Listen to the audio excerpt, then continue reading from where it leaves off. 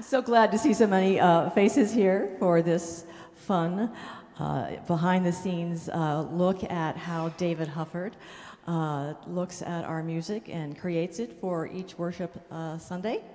I am Beth Gerwig, a volunteer of the Adult Formation Work Group, and I am glad to introduce this session this morning. There's so much to be said about our David, and it's online for those of you who are members of the church, so I won't repeat that. I want to get him going, but I did learn that, of course, he started as a 6-year-old in the music world, and he is a bass 2 vocalist, for those of you who didn't know that.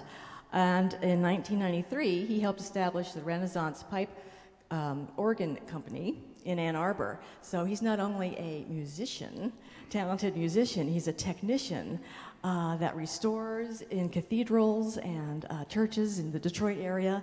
And he knows this organ not just for its musical delight, but also the innards of it as well. And I think that's kind of exciting.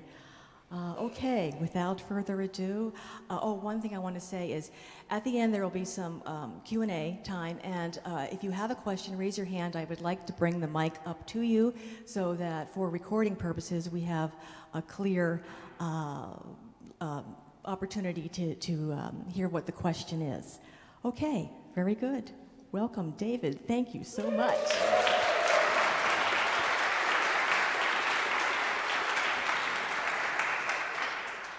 I want to say that I think are we on? Okay. I want to say that I'm very pleased at the wonderful turnout today. Thank you all for your interest in the organ and in the music that we make in the church. It's great to have you all here to find out a little bit more about what happens. I want to grab my notes, and there they are. So I'd like to start out by talking about the organ itself for a while. I think it oftentimes can be a mysterious thing. If any of you happen to be an organist, you can go now because you probably know more than I do. But anyway, the organ, my teacher liked to talk about this, Marilyn Mason. The organ is the oldest keyboard instrument, which might sound surprising. You think, well, how did they plug it in back then? But it didn't work that way. The organ started out as a mechanically operated device that used a water regulator. It was a sealed chamber with water that was used to make air pressure that was put through some pipes to make sounds. And we're not talking about anything like the refined kind of instruments that we know now, but we're talking about things that were used in the arenas to accompany the games, things that could be heard on the other side of town. So these are, think of like train whistles and things like that. It was a much cruder kind of a thing. And so that started out, it was invented in ancient Greece in about the 3rd century BC. So this is a long time ago, and it's obviously turned into something very different. Now, after the initial invention of the organ, they came up with a couple of other different things that would, now it works, that would allow the organ to be used in other ways. They came up with a very small organ, maybe had a short keyboard like this, mechanical of course, and the person could carry it in their arm, and they basically pump a little bellows with one hand and play the little keyboard with the other. Obviously, we're not playing Vierne on this, but it's something that can be used to play a little tune and carry music around with you as you go. The next thing that came after that was what they call a positive organ, and it would be basically a small box with the pipes in it, and again, it would have to be pumped by hand. All the organs were pumped by hand until about the late 1800s, and then some other things started to happen, but so this always had to be done that way. Someone had to pump it for you. The big cathedrals that had a large instrument that would use a lot of air when all those pipes play. And you might have a room with a whole row of really big bellows and a whole bunch of men working away in there. And if I had to pay them all to be here until 1 in the morning with me all the time, I don't think I would have any financial security at all. So on the organ by definition makes sound through pipes, and the pipes are arranged to play from one or more keyboards, and many organs, most organs, also have a pedal board, which is another keyboard for the feet, which obviously is larger. But if I don't know if you can see it very well, but the pedal board is arranged just like the keyboard is, with naturals and sharps, and the notes correspond the same.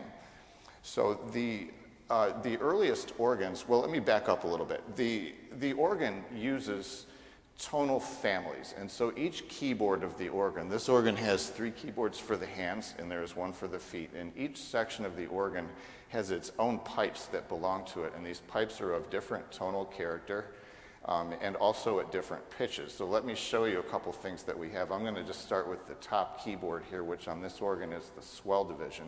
Any ideas why it's called the swell division?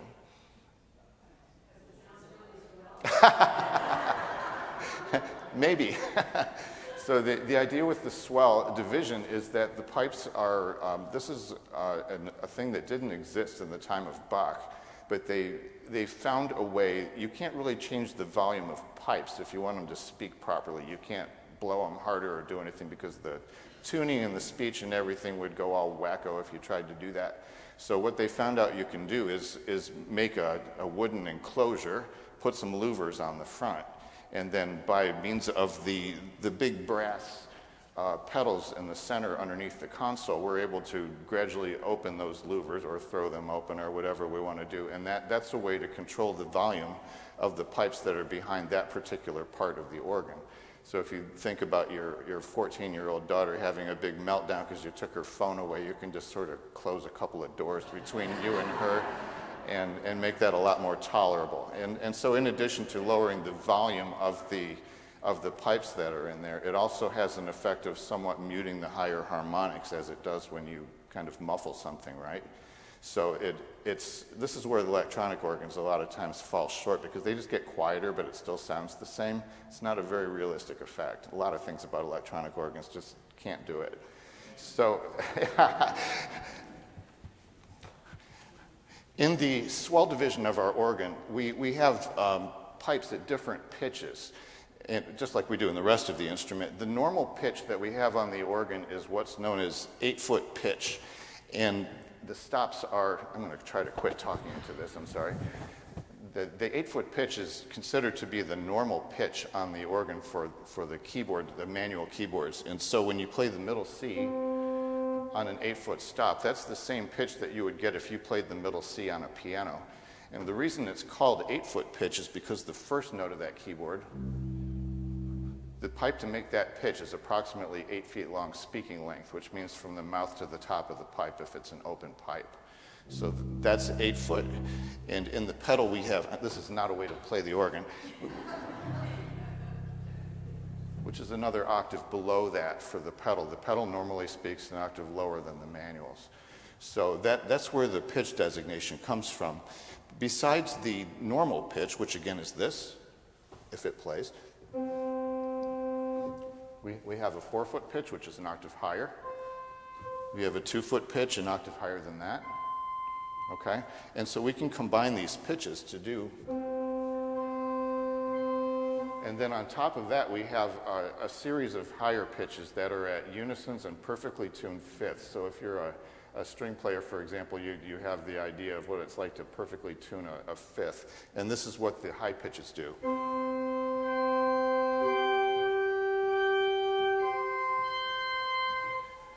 And those are called mixtures, and they put the sparkle on the top of the organ. They give it clarity and a little bit of edge. So the earliest organs that there were, as they got larger, they started adding more pitches. They started adding more pipes, and they just get higher and higher and higher. And the original organs did not have a way to choose what set of pipes you wanted to play, so you got full organ all day. And kind of like being around here when I'm practicing. No, I'm just kidding. So then it wasn't until, let me look up my information here, stop controls were not invented until about 1450. So that was, what, 1700 years after the first crude organs were made. They finally came up with a way to be able to choose what sets of pipes you want. So I mentioned about the blowers and the hand pumping. The electric blowers were preceded in some places by an interesting device. I know I'm on a different tangent here, but I want to tell you about what this thing is. So they came up with a machine that was called a water motor, and it worked off the city water pressure that became available in many places, and so it had a piston. The water pressure would push the piston up, and then a valve would reverse, and it would go down, and then it would come up, and it would go down. And this takes the place of the people that used to work hard to play the organ. It also wasted tons and tons of water that the churches got for free. And at some point, the cities got smart to that and said, forget that. And then about that time, they started manufacturing electric blowers with a motor, and that's what we have now. So that's how that is.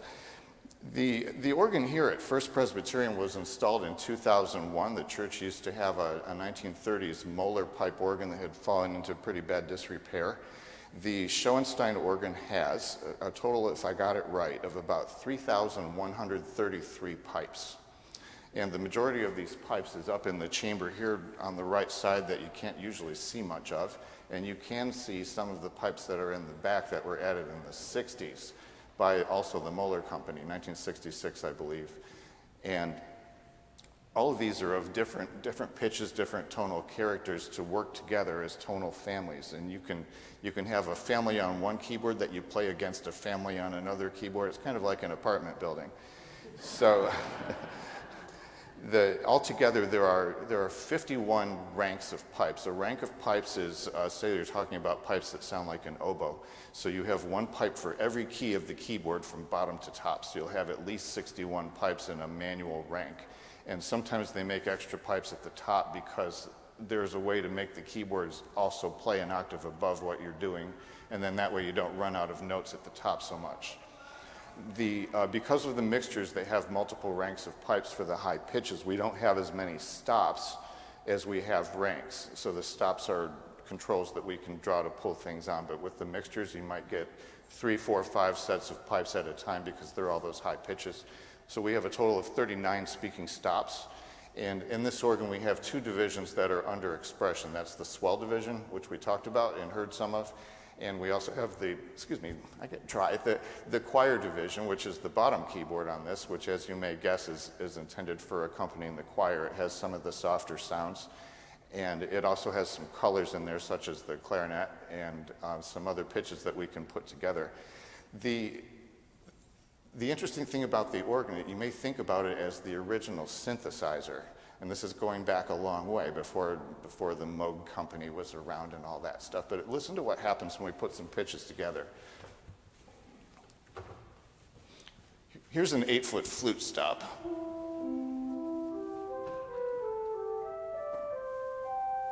These pipes are made of wood, and it's called a concert flute, and they have rather narrow resonators, and usually there's a small flap of metal on the top that can be adjusted a little bit for tuning.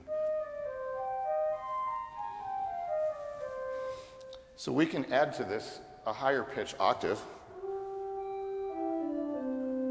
Here's by itself. Together. So now we're playing basically 2 octaves of pitches at once. And you know in the orchestra you have the flutes, you have the piccolos, and they all do their job in different octaves and different pitches. You have the different strings at different pitches the same way. And then we can add other pitches to this. Here's what we have. Here's a perfect fifth. Here's what it does.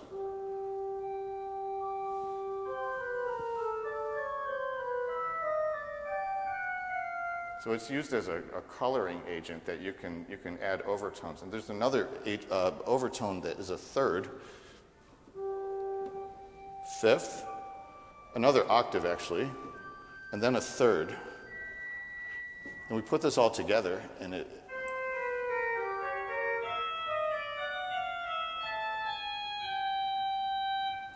you can do different colors together. You can leave out a pitch. You can, add other things to it, and it's all the way that you can shape the color that you're getting as you play. So I hope that's interesting. I don't think people may know about all this stuff. So the organ console and electrical systems here had some updating last year that we did last January. Without getting into too many details, we put in new electrical systems that make a very small connection between the console and the pipe chambers. And it's a processor-based system, and it gives us a lot of capability and a lot of capacity that we didn't have. And we don't have a cable across the floor the size of my arm to deal with, which is really good. So this has a way. Hi, Sheila. Are you going to play for us? Okay. The organ has lots of capacity that with the controls on the console, different organists can set different groups of combinations of different stops together so you can have things right away when you need it. And we can have 50 different organists set everything on here 100 times over, so it's a huge capacity. We have a transposer, we have built-in record playback, and lots of other really useful things that just make life easier when you don't have a lot of time to do all this stuff. Thank you, Marilyn, that's sweet. So getting to our program, the roles of the pipe organ in church, it wears a few different hats. The organ, as you know, a lot of the time renders or participates in the voluntaries that happen at the beginning and end of the service, perhaps elsewhere in the service, such as communion music. The organ is centrally responsible for hymn leadership, unless it's a hymn that sits better on the piano. The organ is used for accompanying the choir, it's used for accompanying soloists, it's used for collaborating with instrumentalists, as we did today. That was fun. And the organ also, in the case of a larger instrument such as this one, is capable of playing a wide variety of recital literature too. So we're having these Friday recitals that are happening. This Friday and next Friday are students from Eastern Michigan University and then from University of Michigan, respectively, on the next 2 Fridays. So you might like to come and hear these people play. So that's what the organ does. But why do we have an organ in church? Why not just a piano, or why not guitar or something like that? There are some different thoughts on this. To me, maybe to many people, the profound sounds of the organ, if you think about the effect of the organ, it's called the king of instruments for a reason. And the sound that the organ can make, it fills the space. It might rattle the floor a little bit, might rattle your head a little bit, but it's capable of making this present sound that reminds us that God is with us as we hear this music. And it helps to make us feel a little closer to him, I think, as we become a part of this sound, as we join in singing. The organ has been used for centuries for leading congregational hymns. There have been times when for example, I believe, if I have this right, in the Catholic Church in the early part of the 20th century, the organ was mostly used for choirs because I don't think their focus was so much on congregational hymns, but it was used. Is that correct, Linda? Oh, good. But anyway, the organ still served a role to accompany voices. And unlike instruments whose tone dies away when you play the key, if you play a string on the guitar, bing, then how do you really know when it stops? If you're holding a whole note for 2 bars on this string, it's gone, and the piano is gone, and so many of these percussion instruments. And so that's something that to me makes it much more difficult to lead a hymn from the piano. The piano can be very useful for choir rehearsals where we need to be able to hear pitches well. And in that way, it's effective because there's that percussive brightness that we get as we play the notes. But when it comes to teaching timing and things like that, I don't feel that the piano is as good for that, because once you play that note, it doesn't last long and you can't really tell if it's still playing or not. So in that way, the organ, technically, I can play a key on that and it'll be on until the next time the ice storm takes out the power. So I think there is an organ someplace that someone has composed a piece, and it's just for some kind of it's one of these abstract kind of compositions, but it's for a piece where the organ just has a pencil stuck in the key, and it's supposed to play for 25 years or something, and they hope it'll keep going. And I'll mention also, there's a big church in Royal Oak, Michigan called National Shrine of the Little Flower, and the priest that built that church of some notoriety was quoted as saying that he felt that the pipe organ was the soul of the church. And I can kind of relate to that feeling. You walk in and it's like walking in and feeling this warmth of sound that happens when you're in there. And if I go to a church that doesn't have an organ, it really feels like something is missing. But of course, I'm biased. So focusing on the pipe organ's role in hymn leadership, a few different things happen. The organ is going to establish the key that we're singing in. The organ, and this is all if I can do my job right, which doesn't always happen, the organ introduces the hymn tempo. So basically, from the first note you start to play, you ought to be in the tempo where you want to wind up, and you ought to stay there. I'm not a person that believes in slowing down the end of the introduction, and then everyone's like, yeah, what's our tempo going to be now? But I think once you start marching, you keep it up, and you continue that, and the congregation says, okay, and you have a clear timed gap in between the different stanzas of the hymn that the people will know exactly when they can expect to sing again, and all these things will help to increase participation and make everyone feel that they can sing without wondering if they're going to have a solo. So all that stuff is good. The organ introduces the hymn tune. So I honestly did not know the opening hymn tune today until this week, and I love it. It's an old hymn from 1700s, I think. Gorgeous tune and an incredible text with that. The text is so important in the hymns. So the organ also helps to set the mood of the hymn from the outset. So if I start a hymn with a big rowdy sound from the organ, maybe it's Lift High the Cross or Jesus Christ is Risen Today, something like that, you'll know, here we go. And sometimes the hymns are not of that character, though. And I'd like you, if you would please, I'm going to keep talking while I rudely turn my back to you. If you would grab a book, if you have one, and look at number 92 with me, please. This is not a rowdy hymn. And so to me, this hymn would not sound right with a rowdy registration, but this hymn needs a quieter, more reflective, and more contemplative sound. And so this is a very beautiful Advent hymn that we've done. This is, again, number 92 in the hymnal towards the front. And the hymnal is divided by seasons of the church here, and that's where we can find the Advent things. So here's a little introduction, and then would you sing with me the three stanzas here? And what I'd like to think about here is what the organ sounds like to reflect what the words are talking about. So initially, we have an opening stanza. Those of us that are grammar Nazis focus on the word stanza with hymns, which is the correct word rather than verse. And I want to say verse all the time too, but I have to catch myself. So the opening stanza is played on a warm and inviting registration. The second one says, "With power and glory come." What kind of sound invokes an image of power and glory? All right, so we'll think about this. It's sometimes, I know I made this program about painting, but I also think about it a lot of times in terms of cooking, which I don't do. But there's actually a limited number of different kinds of food and a limited number of spices in your cabinet. And a person who's a good cook, and we have some great cooks here, some present, they know what can I add to this to get the flavor that I want. And that's what we're going to do with the organ. The same way the artist has a set number of colors on their palette, and they're going to take a little bit of this ochre yellow and put that into the brown, and they're going to make just the shade that they want. So I will stop talking, and here's number 92. I'll play a short introduction in the last half, okay?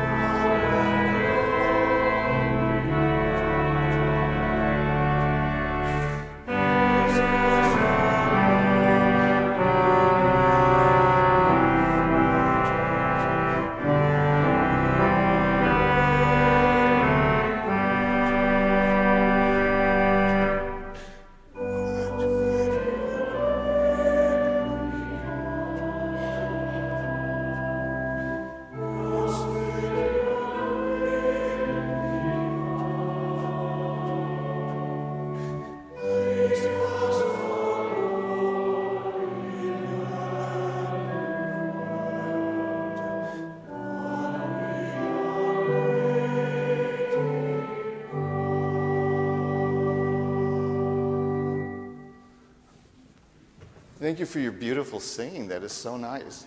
We're fortunate to have such good singers.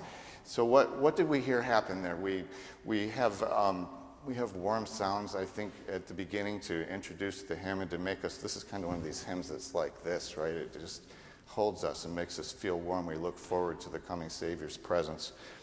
The Power and Glory hymn, as you hear, is a little more aggressive and a little solo with bringing Jesus into the picture on the big loud trumpet stop. And then the third one has a little solo, also experimenting a little bit with reducing the texture of the hymn by dropping out the pedal part and just making it a little bit lighter towards the end.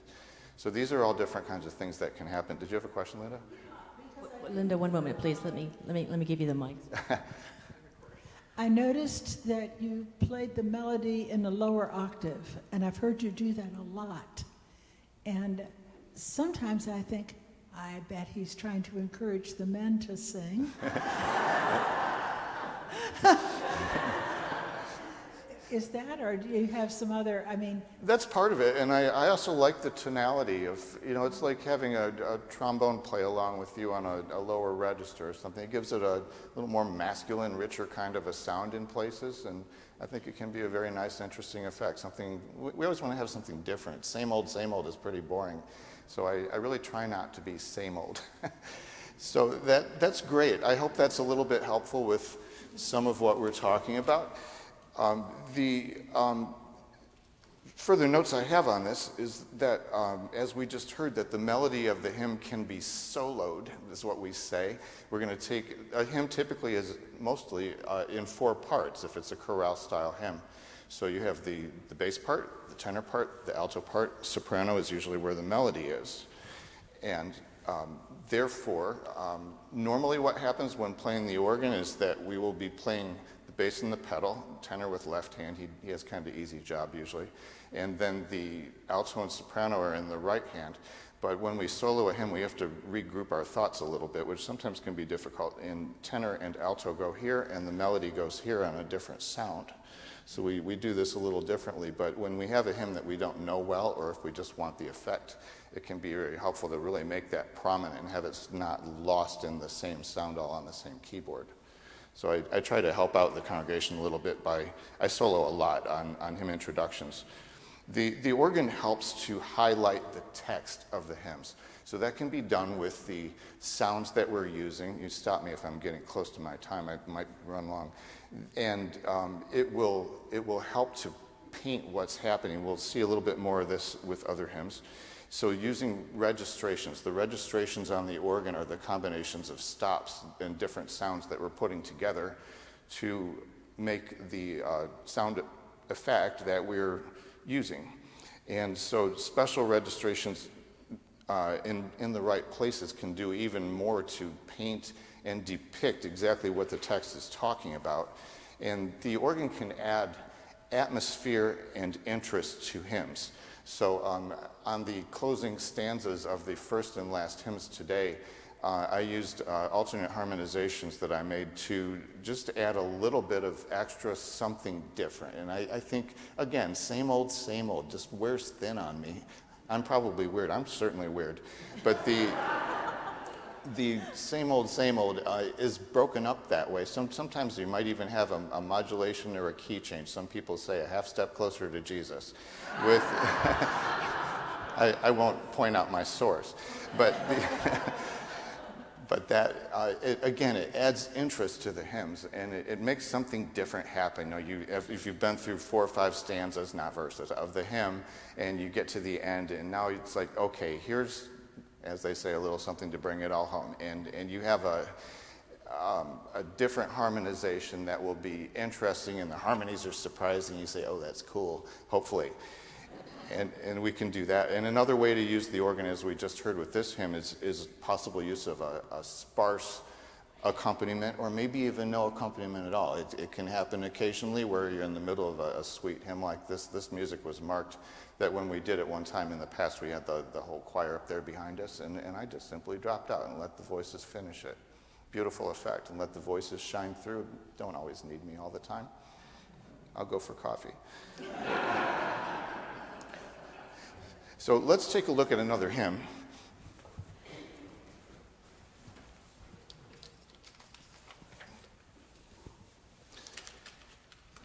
This is number 65 in the book, if you've kept it handy. And I'd like to do just number 2 only. Here's another opportunity to paint up a little bit of text here. So if I'm starting to get one of these hymns ready, I do each hymn with stanza by stanza and try to do the best I can to make it sound like what it's talking about. It doesn't hurt, does it?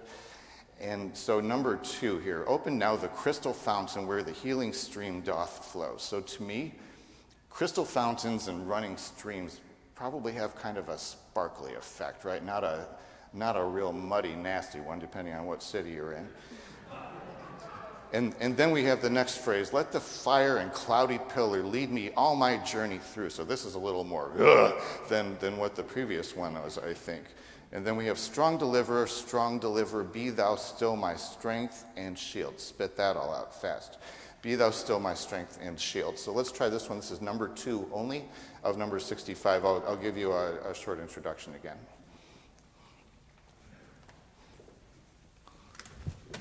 There goes the water.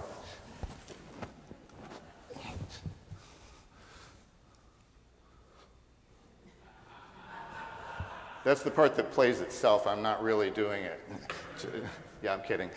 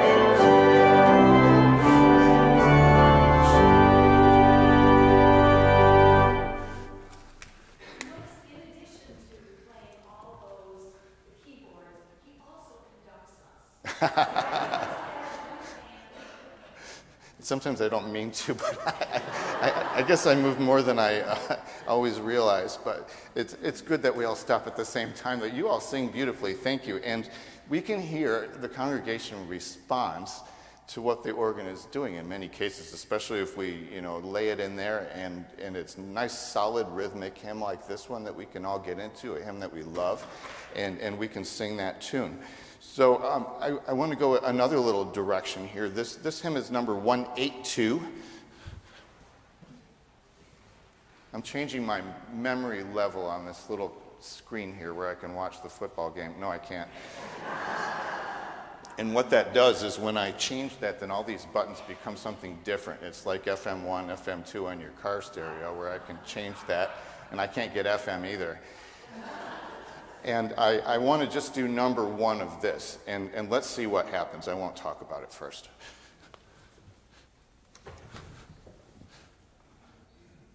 Short intro.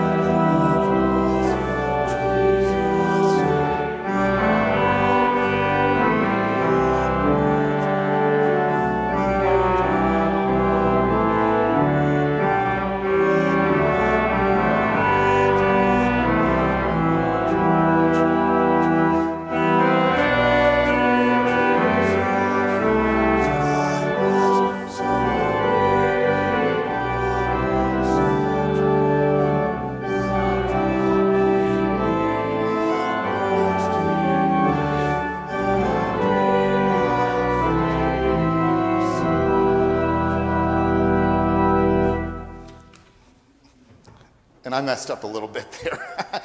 But what the idea was, so you're saying, I heard the voice of Jesus say, what happens next is Thank you. Yeah, it's Jesus talking, and I carried it on too far. I wasn't paying attention to what I was doing.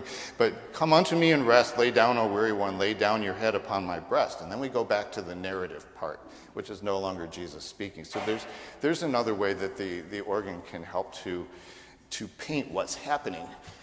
And I had a few other notes here.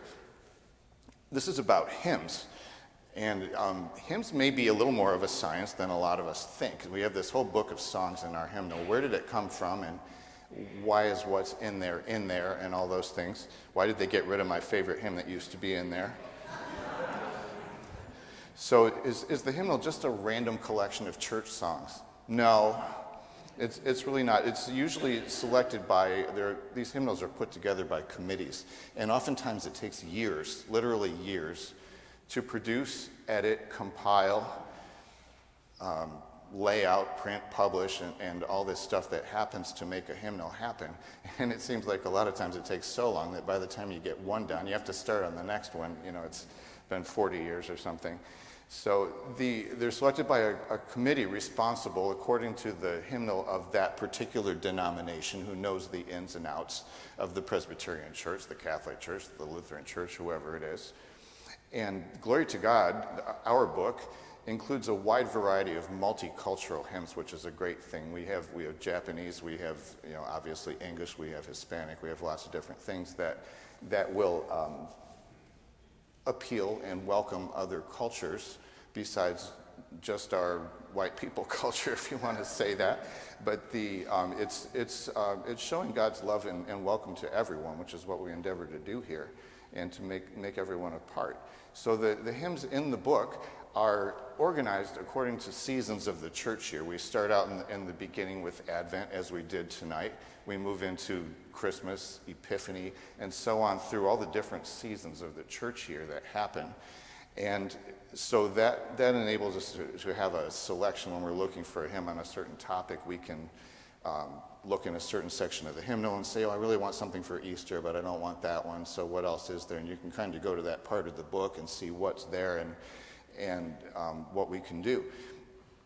The hymns have a structure too. So the hymns have familiar titles and first lines. These are some different topics that you can find in the indexes that are in the back of the hymnal. So you can find an index back there where you can look up a hymn by the common title or first line. If you say, I want to sing, I want to walk as a child of the light, you can go to the back of the book and find the first line index and look that right up alphabetically. The hymns also have tunes, and the tunes have names. The tune for the Church as One Foundation is not called the Church as One Foundation, but it's called Aurelia.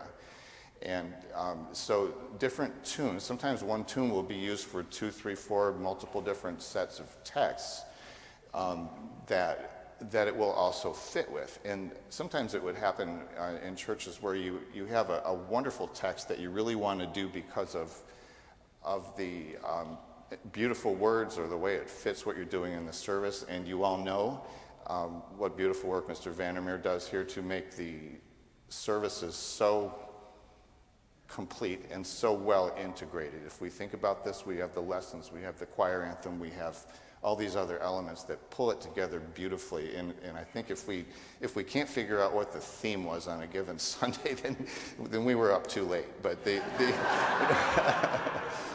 it's beautifully crafted, not only through Dave, but also through our pastors, and it's great teamwork and great organization here, and lots of work goes into making these things happen in a very cohesive way that brings the message of the day. So back to my topic, if you have a set of lyrics, text, hymn text that you want to do, and you say, that tune really stinks, I don't like it, you can look in the book and find another one that goes with it. And one way you can do that is to look in the index. If you look at any of these hymns at the bottom of the page, I think it's at the bottom, you'll see some little numbers like 8686, or it might say CM or LM or something like that. Those things have to do with the meter of the hymn, and that's derived by the syllables that are in that. I heard the voice of Jesus say, 1, 2, 3, 4, 5, 6, 7, 8. Come unto me and rest. 1, 2, 3, 4, 5, 6. Okay? So this is how these rhythms are done. And some of the more popular meters, there are all kinds of different meters, and there are also irregular meters, but common ones are 6/6/8/6, which is short meter. 6/6/8/6 with refrains, so you add something onto the end of it. 8/6/8/6 is common meter. 8/6/8/6/8/6/8/6, common meter double, and so on. And there's a long meter that every phrase is 8, and there's a long meter double, which I won't put you through. So if you have an 8/6/8/6 text that you really like and you want to sing it to something else, that's the way you can do it. You can find other tunes in the index that have the meter that you need and see if sometimes you get the accent on the wrong syllable when you do that, but you can try. Okay, shall we look at another hymn? How's our time? We're good. We did that. Church's One Foundation, which we talked about, is number 321. And I would like to do stanzas, not verses, 1, 3, and 5. Just 1, 3, and 5. Short intro.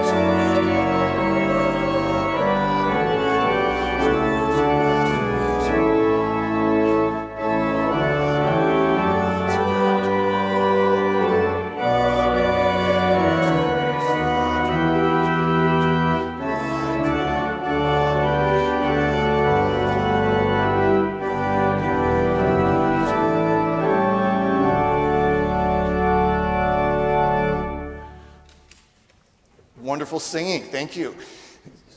What happened in this one?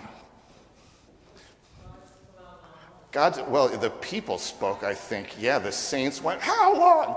And they got that out there. We also had the schisms rent asunder and all the scariness going on with that. We had the mystic sweet communion in the final stanza where I was going for a sweeter, still kind of on the bright side, but a gentler, warmer, clearer kind of sweet union that we have. And so that kind of thing can happen, and that all helps to make it go. I want to also talk about one more thing with leading hymns from the organ. I like the word leading better than I like accompanying, because I think if you're accompanying, you're kind of maybe behind or something, and that's not really what we're going for. So if we look at the text of this hymn, stanza 1, it's easy for us sometimes when we pick up a book, we kind of go da-da-da-da-da-da, da-da-da-da-da-da, da-da-da-da-da-da, da-da-da-da-da. And what do we just sing? So if we sing the first phrase, the church is one foundation, take a breath. What does that mean? I don't know. If we sing a larger piece, it makes sense. The church's one foundation is Jesus Christ, her Lord. She is his new creation by water and the word. from heaven. He came and sought her to be his holy bride. With his own blood, he bought her, and for her life he died.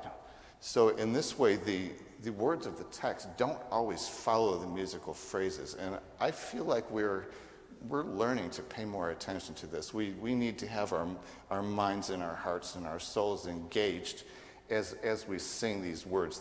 The hymns actually were not invented as time killers for the church service, but the hymns are a way for us to join together with our voices and our hearts and our faith, and to sing these words that speak of the faith that we live and the faith that we sing.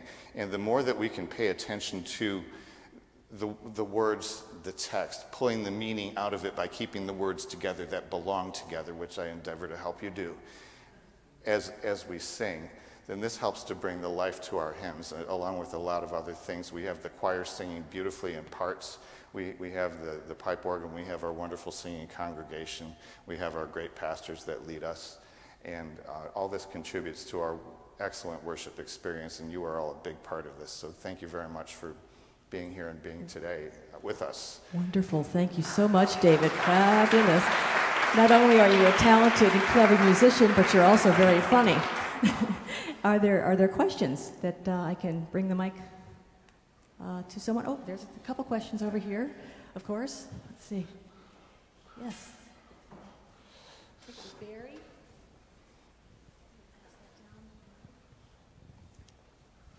David, I've become increasingly impressed about the ghost guest organist as you transition from the piano to the organ. Does he have a name? No. So it seems that... Oh, Sindyne. Yeah, the electrical systems are made by Sindyne Corporation, so that's probably a good name. And if any of you wonder, I seem to get more comments about that on an ongoing basis, but what it basically does is it lets me make an electrical recording of playing a piece. It goes on a little flash drive. Yeah, maybe the night before or a few days before if I'm lucky. And I can come up with something and record it, sit down, play a piece of music, and it just electrically reproduces everything that I do and makes the pipes play just like I'm sitting there. Incredible. So Here's a question. Here's a question over here.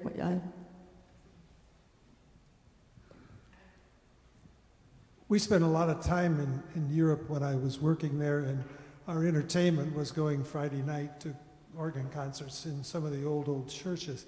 You answered one of my questions, how the organ gets to the pipes. Is it the same over there? I mean, some of these churches are 100 years old. One church was 1,000 years old that we went before a Mass, and then we left when Mass started. But I just wondered, is it the same? Do they do the same thing, or is it sometimes modernized? Thank you for asking that. That's a good question, and I thought I had it in my talking points and I missed it or something. The early organs, as you can imagine, if you think about a larger version of the organ that the person is playing as they walk along, it's a mechanical thing. So when you play the key, you're physically opening the valve under the pipe to let the air into the pipe. So the old organs were made with a mechanical action, sometimes called a tracker action, where you actually have thin wooden strips that are connected from the keys, usually down under the floor and over to the organ and up to pull down a valve that lets the air into the pipe. So it's, as you play the key, some people like this type of action because there can be a finesse about the way the pipes speak. You can very subtly manipulate the way the onset of the pipe speech is. The organ at First Congregational Church here, the organ at St. Francis of Assisi on Stadium, the organ that they just installed at St. Andrews, which is gorgeous, are all mechanical action instruments, and these are classic. And aside from the blower, and sometimes they have other operating systems, but as far as the actual keys opening the pipes, that's all done mechanically. It doesn't require electricity. Okay, Shayla. Shayla has a question here. Our children's choir director. In other situations where the organ has not had the tender, loving care and maintenance that this one does. And if you didn't share with us what kind of time investment it is to keep this instrument sounding like it loves us and is in tune. Thanks, Shayla. Well, we're fortunate here for the most part that the organ tends to, thank you, the organ tends to stay reasonably and well in tune during the seasons, but I mean, it's in tune for winter time right now. When the summer heat hits, it takes some work, and every single one of those 3,000 pipes, depending on what extent of tuning needs to be done, every single one of those pipes is individually tuned. So I might have to tune certain sections of the organ. Luckily, the back organ seems to stay in tune with the front most of the time, but some seasonal adjustments are required. And to completely tune this organ is probably a 3-day project for 2 people, so it's quite a bit of work and it's expensive. Oh, I see some maybe a couple more questions. Maybe let's say 3, and then it's then it's orchestra time, right, David? Other David. Thank you for being such good singers. That made it fun today. David, organs have different characters, a lush romantic sound, a rollicky theater sound. What character do you give this organ?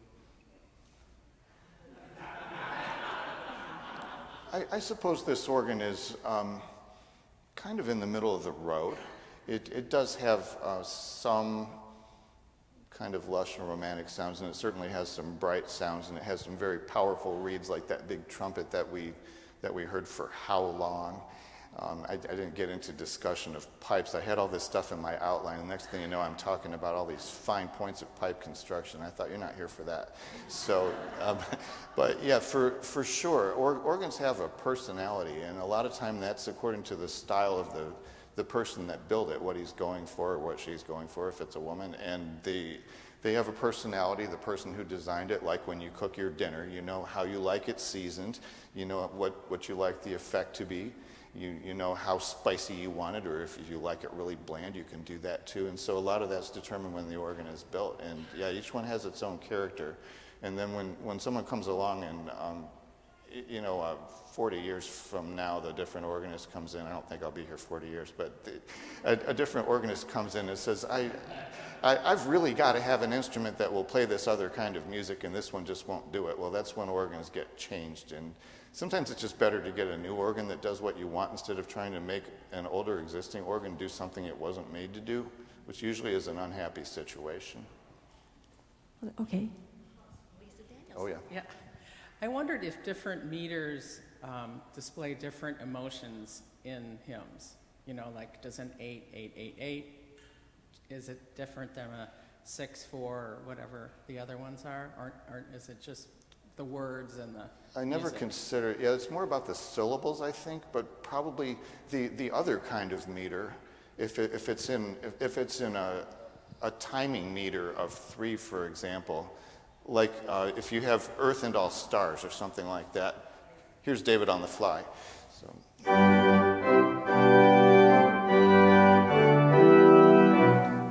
That kind of a thing, if it's in a 3-beat kind of a thing, that can give it a more dance-like, uplifting rhythm that way too. So I think that might have more bearing on it than the syllabic meter does. Okay, it looks like Norm has a question. Norm? Yeah, I wondered, well, you mentioned sometimes the organ sounds has brighter sounds. What's the difference between a bright and a dark sound? And that's my first question. In terms of the way the pipes are made, is what you're asking? Is that it? Well, it can somewhat depend on your registration, how many high pitches you're using with your sound. If you want to just have all the lower pitches together, it doesn't have to be a bright sound. If you're doing, why did I leave all this on? If you're doing like this.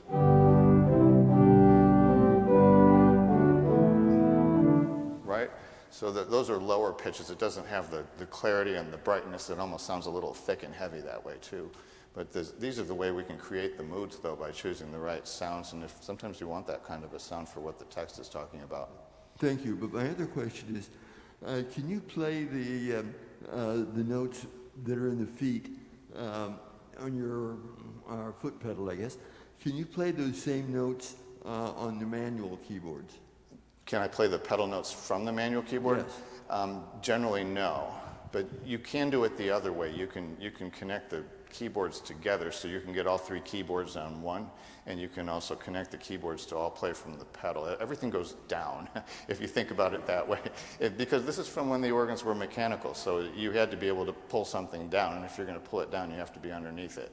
So that's how it's set up, where everything kind of works downward. Yeah. Wonderful. What about maybe another question? One more question? Let's see. Yes. Oh, let's see. Jeff has a question. We'll have, session getting, 2 coming you up. got your steps are in today. Wink, You're wink. all good. Okay. Oops, I beg your pardon. A question: what is the angel sound? The little tinkle, the bell. Oh, yeah. And what is it? What is it anyway? Okay, so can we see it? You have to be in the right spot. There's a little wooden box about this square, and it has a little circle of 8 handbell trebles on it, and then there's a motor that spins a little couple of strikers that hang from fish line, and then it sounds like this.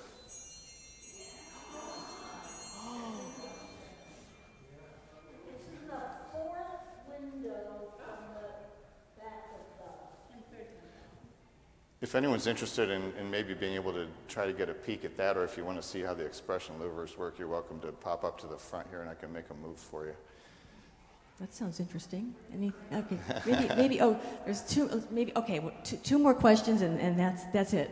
2 ladies in red. First lady, Gail. So there's a console in the balcony. Does that play all the pipes? And does that one play the pipes back there?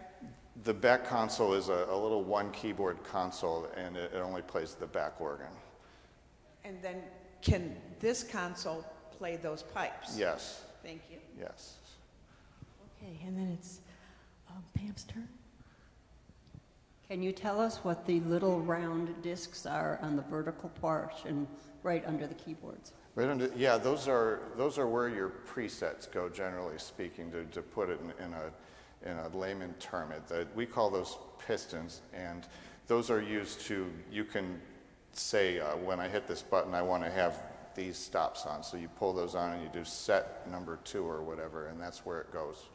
And then, when we're playing, for example, between stanzas of a hymn, we need to change a whole bunch of stuff really quickly.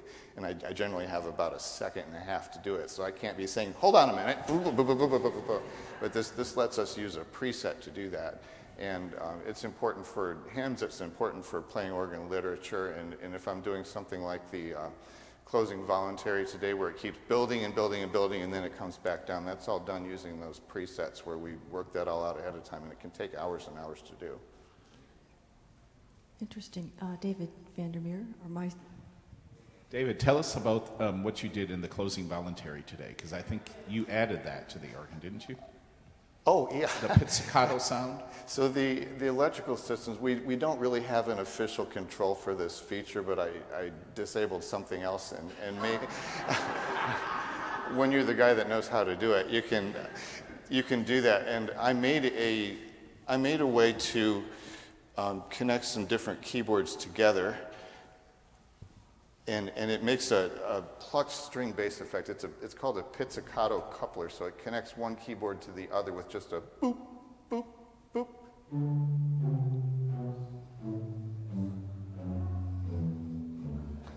And I can actually tweak the timing of that a little bit, but it seemed to fit the piece we had because it had that walking string bass kind of thing, and the organ was, we can't touch the way Greg can play, but the organ was trying to do its best. And one more question is, tell us about the toe studs. Yeah, the little black lollipops underneath there, those do the same things as the buttons between the keyboards. It's just the Schoenstein design of the way to build those, and those also operate presets. And sometimes it will reverse something off and on every time you hit it, depending on what it is. Like one of those is for the bells, and so I'm able, if the bells are running, I can hit one of those and turn those off. It's all considered playing aids, things to make the organist's life a little easier. Well, thank you so much, David, for your time. Very interesting.